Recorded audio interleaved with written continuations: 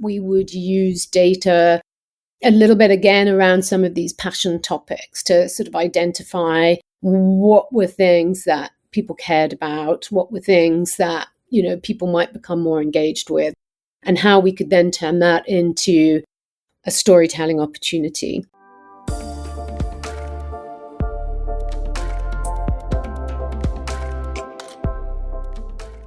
Hi, everybody. Dan Gaynor here with another episode of Signal in the Noise. Today, we're joined by the incredible Tanya Ridd, a communications powerhouse who has worked with some of the most iconic brands in the world, including Apple, Spotify, Snap, and Polestar. She has over 30 years of experience leading comms and shared insights on a variety of fascinating topics, like the critical role of keeping the product front and center in building a brand, the importance of crafting a core message, an organizational narrative that's adaptable and resonates across changing times and evolving channels, and even how to uncover an organization's authentic voice, ensuring that every brand stands out on its own 2 feet in its own meaningful way. Tanya also touched on this fascinating theme about how technology shapes society. So her reflections, I think, are not just thought-provoking and a must-hear for anyone in communications and branding, but also technology writ large. So get ready for another fascinating episode with Tanya Ridd on Signal in the Noise. Hi, everybody. Welcome to another episode of Signal in the Noise. I'm your host, Dan Gaynor, leading insights here at Signal AI, and I'm thrilled to welcome to the program Tanya Ridd. Welcome, Tanya. Hi. Thank you for having me. Well, we're happy to have you. As I understand it, you're beaming in from London. I am indeed. And by way of background, allow me to do a little fluffing on my side. You're a communications leader in sectors spanning technology and media and automotive. You spent 15 years first working as a consultant, then in-house at some company called Apple, and then also in senior roles at places like Snap and Spotify. Most recently, you were Chief Communications Officer at Polestar, the Swedish electric car brand. You're currently figuring out your next adventure and have many lessons learned along the way. So we're excited to hear both about past and future with you. I want to jump in terms of a strange start to your career. As I understand it, you started in the world of acting. So tell us a little bit about your time as a thespian and your favorite production that you were in. I think it's true for a lot of people who kind of start out. You don't have an idea of the sort of multitude of different career options that you can go down. I mean, when I started, and from a very young age, I was passionate about acting. I went to Bristol University to study Latin as a backup, but I'm not sure quite what it was a backup to. And then after that, I sort of went to drama school, spent a year doing a postgrad at Mount View Theatre School, which I loved. It was like being in Fame. And then I went to sort of start out trying to be a jobbing actor. And I did that for a couple of years, doing a lot of work in theatre above pubs, a lot of work in bit parts on TV, student films, most of which was unpaid. And in the sort of words of my parents, the cast was often outnumbering the audience when we were doing theatre. And so eventually I kind of decided that I needed to sort of make a change. And one of the things I'd done really to sort of pay my way had been to do a lot of work around as a temporary secretary, doing things like product sampling. And through those, I kind of had a bit of a glimpse at the world of marketing and communications. A couple of the roles had been in that function.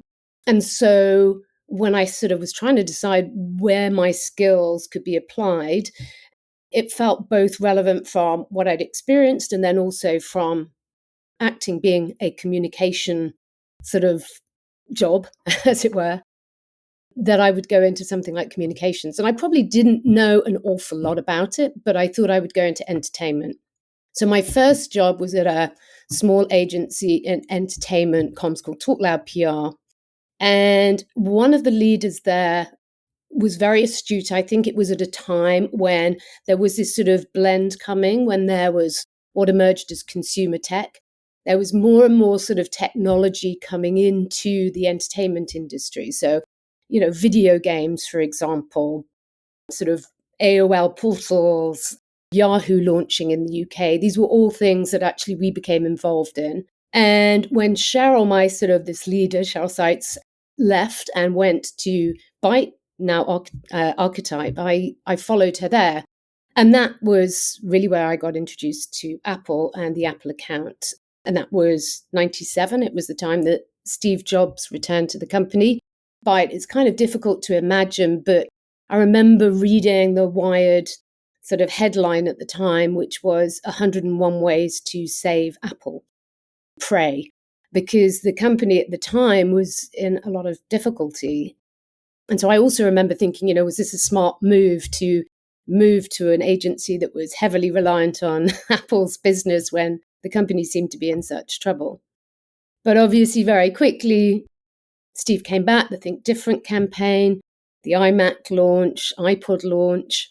So I kind of had that real experience, I suppose, of going through some of this huge transformation of a business, this kind of, and Steve, learning from Apple and the communications team at Apple at a kind of beginning of my career, the sort of art of media relations at the time. And, you talk about, and I know you've talked in other things about controlling the narrative, and that was probably in a era where you could, to some degree, control the narrative. And Apple was an absolute, an archetype of being able to do that.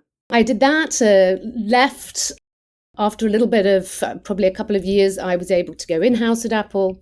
And I suppose my career there really, it's when my career moved a little bit from more consumer and product PR and launching products to actually dealing with some of the issues that arose from those products. And so I started to move more into a kind of corporate arena, which was fascinating, but it was more then about, things like the environmental impact of the products, the working conditions in the supply chain, the taxation of multinational companies, so the regulation of large platforms. So it was a kind of a big shift, if you like, in terms of the type of communications and the type of issues that we were navigating. So that period of Apple was how my career shifted, and my interest shifted as well, I suppose, into some of those kind of big topics about how technology shapes society.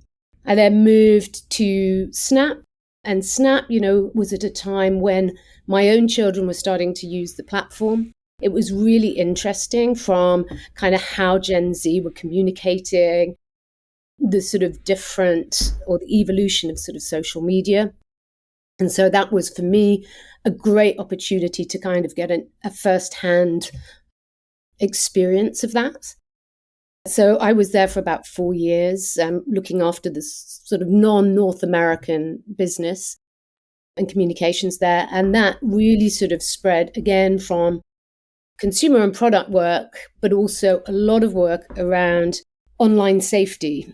And so that became a big focus of what I was doing there as well, was kind of navigating some of those issues. And also as regulators tried to figure out, how to legislate around some of the safety issues that are inherent in large platforms like that.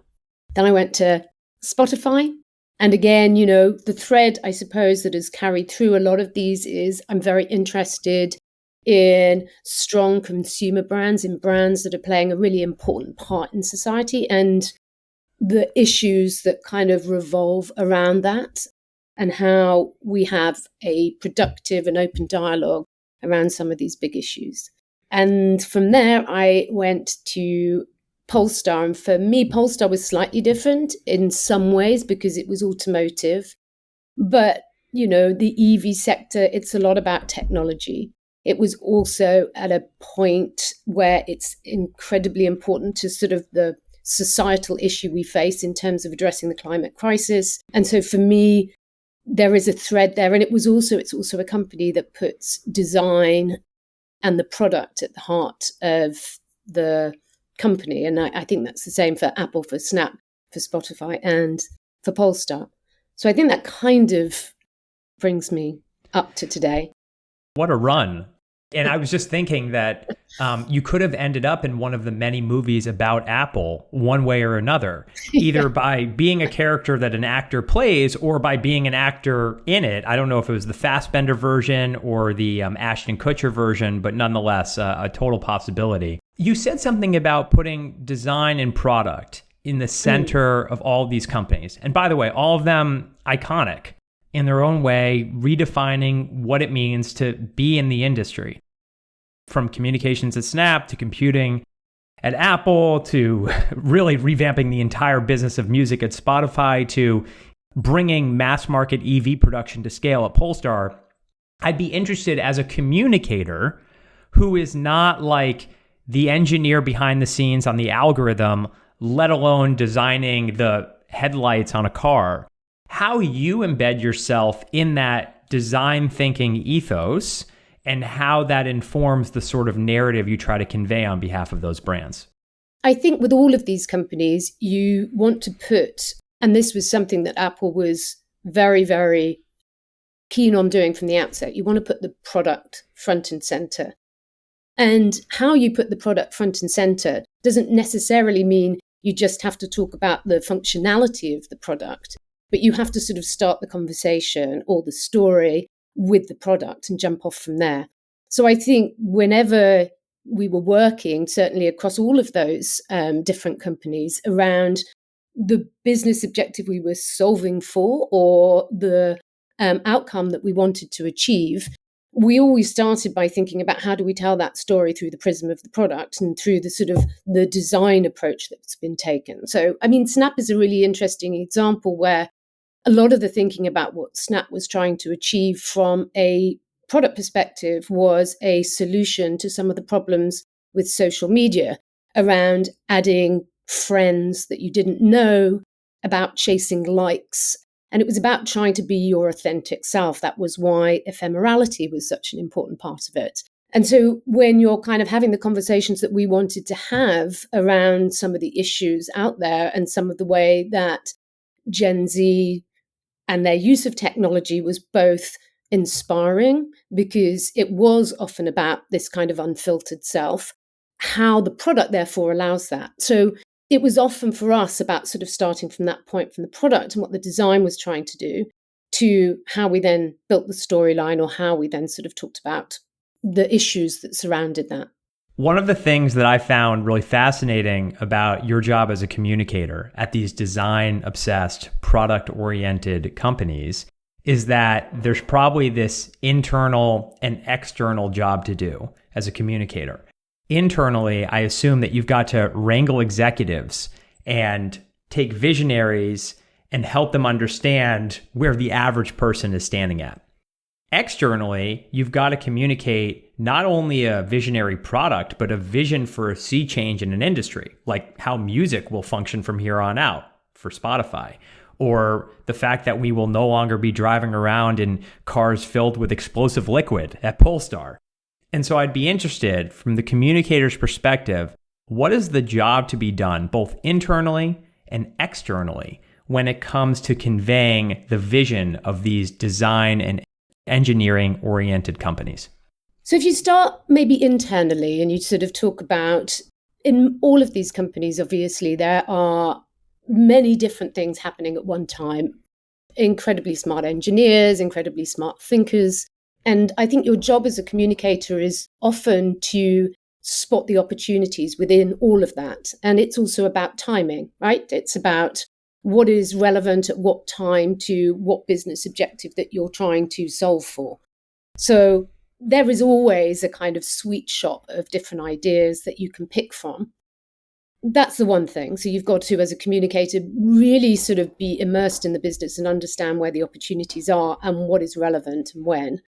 I think from a point of view of sort of how you deal with some of your internal stakeholders across the business, I think there is firstly a need sometimes. Some people are, innate communicators. I think you always find in a business, some people get it and some people take a little bit more coaching, a little bit more time to sort of pull through to understand what opportunity and what relevance communications has to their world.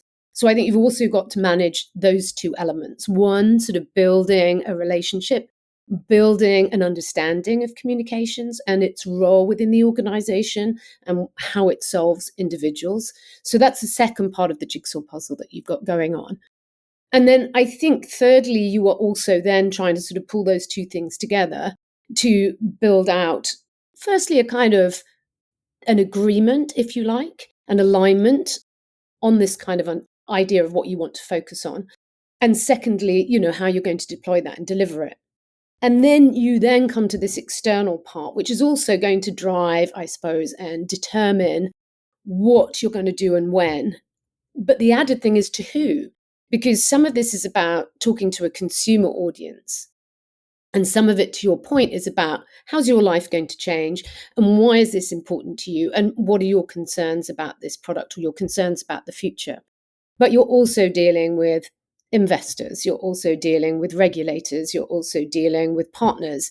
And while there is a silver thread that will run through all of this, which is your sort of core values, your core mission, how you engage each of those different groups, in what stories, in what sequence, and at what time, those are all kind of elements that you're juggling, if you like. Totally. And in other words, what is your corporate narrative strategy? I mean, just to double click on this from the top of my head, I can imagine at Spotify, it's about engaging with musical artists and regulatory authorities and perhaps engineers and other talent you want to attract. At Polestar, I would imagine it's dealing with everybody from climate activists to working on tax rebates with different companies and countries, And then, of course, we don't need to get into Apple and Snap, but just the amount of concern around what the future of technology might do to our society writ large. These are really big and complicated issues. And Absolutely. I would love to hear, do you have a process for architecting what are the core messages and who they're aimed at and where we deploy those messages? In other words, do you have a sense of company after company, how you create that narrative architecture? Yes. I mean, I think there are obviously sort of base principles that's not going to surprise any communicator around sitting in a group, sitting with a lot of your sort of, your internal stakeholders and your external stakeholders and figuring out what matters, taking a temperature check, as well as kind of delving deep both into the sort of present of the business and the future of the business.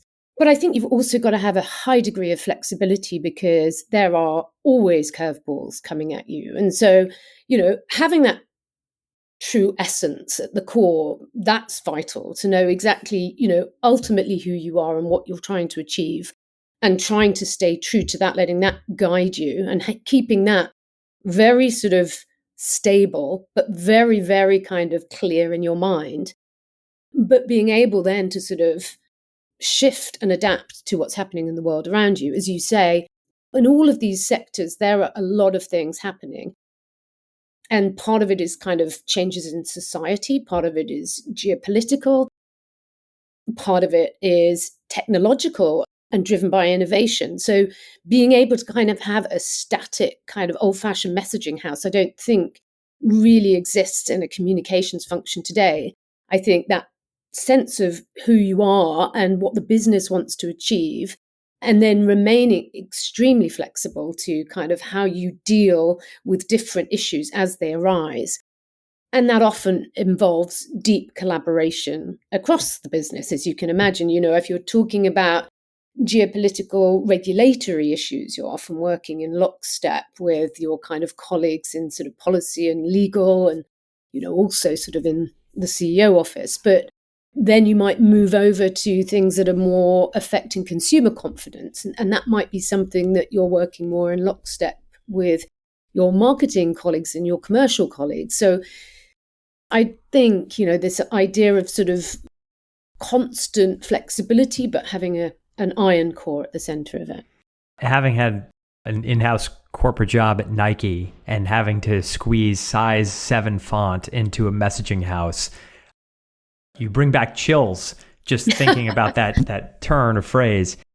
Yeah. Sorry, I do think one thing kind of that's, and this is why I think this is a very sort of enjoyable probably the wrong word, important maybe, part of what, communications does within these sorts of organizations is I think these dialogues and these discussions in public are vitally important to shaping the sort of society that we want to live in, whether that's the way technology is applied and used and regulated, or the way that we address some of the sort of massive challenges that we have societally, or deal with issues like polarization. I think you have to create a forum for being able to have these sorts of dialogues. And often it is, within our remit as communicators to somehow find a way to balance and shape that dialogue with the different stakeholders. I'm not saying that we are ultimately determining the dialogue, but we are trying to create the ability to do that in a productive, not reductive manner. And not always necessarily successfully, but I think it is hugely important as we move forward that is something that we're able to do. It's so interesting because basically, to summarize what you've just said, the job is only getting harder. In order to be more flexible, you have to have intellectual agility across domain areas ranging from policy and regulatory to how Gen Z messages each other. And it's difficult. But that is also why it's really fascinating and interesting. I mean, I remember somebody talking about the communication sort of function as being the spider in the web in an organization. And I think it's very true. You are part of many different conversations. I would say sometimes you're probably more the dilettante than the sort of expert, because you do have to retain lots of pockets of information across lots of different topic areas and somehow draw patterns or create connections between that information. And that is, I think, incredibly motivating. It's a really interesting area. You're always learning. You're always kind of dealing with something different. And I think if you sort of shape it towards, not only sort of trying to support and help and guide the business that you're working at, but also, as I say, you hope to have a positive, broader impact through what you do. I think that is, incredibly motivating about the industry or the function. Well, to the point you're making about flexibility, I want to ask about the scintillating but all-important topic of org structure, because it's not you alone. And one of the things, maybe this is too much of a hot take, Tanya, but it sounds as if you have been part of the maturation phase at all these different companies. Apple turning into the mega tech company it is today, to Polestar defining and trailblazing the EV category. I would just be interested in the from to, the organizational shifts that you try to engender in these roles with these brands that are very much rocketing towards global supremacy. How have you thought about either organizing the communications function or thinking about the dotted lines between the communications function and other functions, from operations to legal to marketing? I think some of this is organization specific, and some of it is obviously, what's happened to the way we communicate or get our information and news. I think you build your communications function around the business objective that you have, and partly around the sort of the company itself and the culture of the company. And obviously, you rarely go in with a completely blank slate anyway. And I think it's important that you always embrace to some degree what you inherit and try to figure out the best way to evolve that, not necessarily kind of scorched earth in the way that you want to approach and leave your mark. I kind of think that's evolution is often a better approach. I mean, there may be times when revolution is better, but I think evolution is tends to be better. In terms of, how I've kind of approached that sort of transformation of the function, again, like I say, if I look at Polestar most recently, when that's a team of around 50 people across 27 markets, and it largely covers PR and communications, events, global events, very big, and internal communications, and a creative owned editorial. And I think one of the big sort of themes more recently, given the sort of shifting kind of world of media, has been the ability to some element kind of tell your story your way in ways that are authentic to the business, compelling, can engage. And so certainly at Polestar, a couple of the kind of things that we wanted to do there was, firstly, we knew that there was a important kind of set of investors, generally retail investors in our business, who now get their communication in vastly different ways than they probably did, or they definitely did a decade ago. And their influence is in many ways much more significant. But, if you think of the days of it being Bloomberg, Reuters, FT, Wall Street Journal, etc., now there are all these kind of conversations going on X, on Reddit, there's stock twits, you have a range of different sort of platforms and sort of media that you now need to engage with. And, for us, that was a lot about thinking, how do we manage that a little bit better with our own sort of richer set of assets? How do we kind of get the CEO's voice much more inserted into those conversations? And that then leads to us thinking about shaping the team a little bit around that change in the way that people are getting their information, as much as it is about the way in which companies want to tell their story their own way, alongside some of the more traditional media relations work that is absolutely still part and parcel of this. But the two, I think, are incredibly complementary and, in fact, can feed one another in a very sort of positive and holistic manner. In other words, tailor the structure to deliver the most authentic expression of that brand's voice. And to that end, I want to ask about some of your greatest hits. These, of course, can be plays that had more audience members than they did cast members, but perhaps more relevantly in the communication space, any brand activations, messaging wins, times you surfed out of a crisis really elegantly, and any of the career stops you've had that you're really proud of looking back on in retrospect.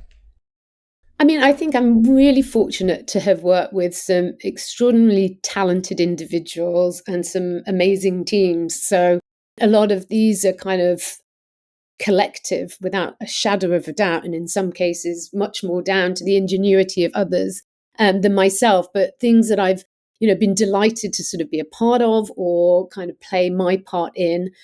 If I look at Polestar, I think I joined at an incredibly volatile time for the industry, and I'm immensely proud of what we've done really to try and sort of tell our own story, and some of the work that we've done on the website, putting customers at the heart of the storytelling and putting customers at the heart of a lot of the experiences we did at events over a period of time. And I think that sense of community has become, increasingly important in brand storytelling, pulling the customer experience through. So I think there's a lot of that at Polestar that I would sort of point to and say, and it spans across all aspects of what the kind of communications team did in all the different guises.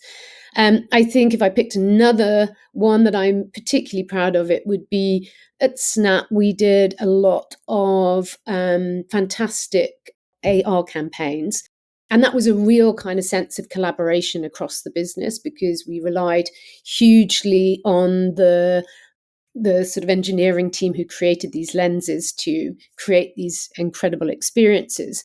But for me, it was a great example of where, you get the communications team, the commercial team, and the engineering team working really closely together to create something that could grow engagement with our core audience, increase revenue, but also deliver a really high impact campaign in terms of the output, in terms of the sort of media coverage generated and the sort of more viral elements of it. And that included a great sort of piece of work around hidden Black stories in the UK that really came to completion. It started life while I was there and sort of was completed after I left.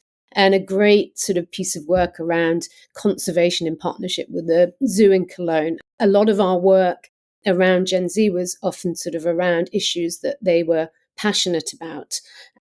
I think those would be two examples. I'm sure there's 1,000 other ones if we had a full hour with you, but since we're getting tight on time, I wanted to ask one other question and then one wrap up. So many of these activations these days are grounded in data, and whether that's using data to preemptively plan messages or campaigns or after the fact, quantify the impact. I know you're a pretty forward-thinking person with regard to data, but you've also interestingly worked with a lot of data-driven organizations. I have to guess, just from what I've read, that Spotify was the most data-driven. They seem obsessed with Spotify Wrapped. 100%. And actually, very interestingly, and this was something that has existed for quite a long time, I think, at Spotify, they have data specialists embedded in the communications team. So that really puts data at the heart. I think that's very unusual, but in a company like Spotify, that is very, very focused on the data. They help to shape some of that storytelling by identifying trends, by identifying sort of opportunities for storytelling in this amount of data that there is. And obviously Wrapped, the sort of end of year campaign that Spotify has successfully done for a number of years, is a really good example of that use of data to tell these stories and then sort of like be able to do it at a granular individual level, market level, global level, for example. But I think in other companies, we talked a little bit about Snap. We would use data a little bit again around some of these passion topics to sort of identify what were things that people cared about, what were things that, people might become more engaged with, and how we could then turn that into a storytelling opportunity. And that was more thematic, I suppose. But I think the other interesting thing, data-wise, and it is still very much a work in progress, is, how do organizations or how do functions within organizations show the value of what they do? And I think, it continues to be quite challenging, within the communications function, because a lot of what you do, certainly when it comes to issues management, is about the dog that didn't bark, not about the amount of coverage or the amount of media stories or the sort of engagement that you generate on socials. So how do you sort of measure the value of that back to the business? I think it's easier on some of the kind of owned areas in social because you've got traditional tools and data with which to do that. It's still, I think, on earned is a challenge. And some of that is about educating the business. And, I still, in many jobs that I've gone into, trying to get to a sort of like baseline understanding of the value continues to be a challenge. And people still, even today, talk about things like AVEs, talk about number of articles, as they try to find a way to say, like, how do I measure that? How do I kind of attribute that? So I think that's still an ongoing kind of challenge wherever you are, and certainly in every organization that I've been in. And maybe it's because many of them are very data driven. They're looking for some kind of very clear data point that they can work from. I'm sure my colleagues at Signal AI would jump out of the screen and say, we have something to say about that. But this is not the moment for that. I wanted to wrap up with one last question, and it really builds on the idea of proving the communications function as a value driver and not a cost center. I'd be interested whether it's at another big global brand like several of the ones you've worked with, or even a smaller organization or a business unit in a bigger organization. I would just be interested in your take in terms of shaping the comms function of the future, whether that's in terms of the type of talent you bring aboard or the way that you structure individuals to really campaign on different pillars of a narrative, whether it's thinking differently about measurement or how you go about building relationships with cross-functional executives. Are there any sort of key tenets, tent poles, if you will, of how you would build, in the ideal world, your next comms function that is truly one of the most advanced in the world? Difficult, because I think, it comes back to what we were saying before when we talked about transformation. It's so much about the business itself and what you're trying to do as a communication function as to like how you want to structure it. I think when it comes to sort of like the collaboration side of things, I mean, ultimately, the more collaboration, the deeper the collaboration, the earlier the collaboration. And I mean, I think, one of the biggest challenges in the comms function sometimes is you can be an afterthought in certain areas. Amazing things can be going on in the business and you find about it quite late in the day. And, with a little bit more time and a little bit more collaboration earlier in the process, that outcome could be so much better with that sort of deeper, earlier collaboration. So I think collaboration for me will continue to be one of the biggest sort of tenets and pillars. But I think quite interestingly, I think it will also be that collaboration externally to internally. So I talked a little bit about community and bringing the customer into the storytelling in many ways. We're at that sort of early stage of doing that.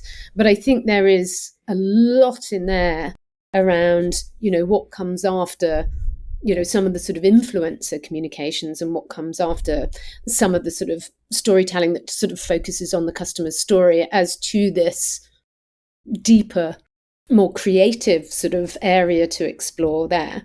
And I think talent, again, it's going to be interesting to see because talent will adapt. We haven't really touched on AI, but we all know that AI will profoundly impact this industry in many different ways. And to my earlier point about how when you sometimes come into the world of work, you have no idea. And I talk about this with children that are sort of either coming to the end of university, in the middle of university, starting university. What are you going to do afterwards? They have no idea about what the job landscape is going to look like in the future. I think if you've got a very clear sort of plan about what you want to do and a clear trade, then I think that's much more straightforward. And so I think talent is going to have to adapt to kind of this changing face of communication. And that's difficult to be prescriptive about what it's going to be. But I think it is going to be always in this industry about, a degree of strategic now, strong creative thinking, relationships, and your ability to sort of navigate seamlessly through different stakeholder relationships, internal and external. Well, one thing that I think you've been too humble to say is it's the ability, I'm gathering, to learn really fast. You've switched entire fields, right? From computers to social media to music to cars, requires you to get a PhD in 6 months instead of 5 years.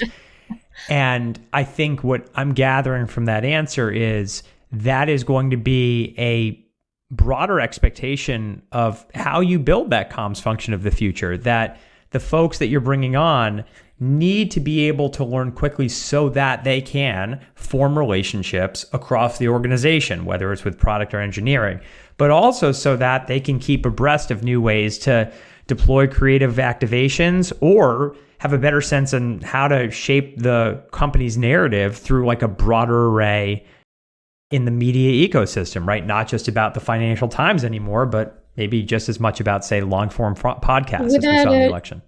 Shadow of a doubt. And added to that is, that inherent ability to be comfortable with, the unknown, to deal with ambiguity. Because I think, if you want a career that is, and I don't think there's many careers now that you could say this about anyway, but, if you want a career that's sort of fully mapped out, where you know exactly what you're going to get and sort of when you start and when you finish, then certainly kind of communications in sectors like technology are probably not the place to be. But I would equally say that everybody has to expect that, they're going to have to learn fast in any role today, given the kind of seismic shifts that are coming. But I think therein lies a massive opportunity. I personally can't think there's any joy in being kind of ossified in a career that doesn't push you outside of your comfort zone and doesn't push you to learn and constantly kind of reinvent and iterate. I again sort of say I've been incredibly lucky that I work in an industry full of incredibly talented individuals who you get to learn from, as much as anything else. So, when I worked at Snap, I always felt one of the oldest there. And you spend a lot of your time learning from people who are much younger than you with fantastic ideas and energy. And you hope to bring a little bit of experience to help shape some of those ideas and point them in the right direction. But I think, one of the joys of that is, this constant energy and ideas and new things happening around you that you respond to. Well, listen, to that point, I've learned a lot from you in just 40 minutes or so. Thank you so much for taking the time to drop some knowledge on us. Fun. And if only I had been smart enough to try to be your intern at all these different spots, I would have had a few more brilliant ideas in my life. So thank you so much, Tanya Ridd, communications leader par excellence, and can't wait to see where your next adventure leads. But for now, this has been another episode, a great one I might add, of Signal in the Noise. See you next time.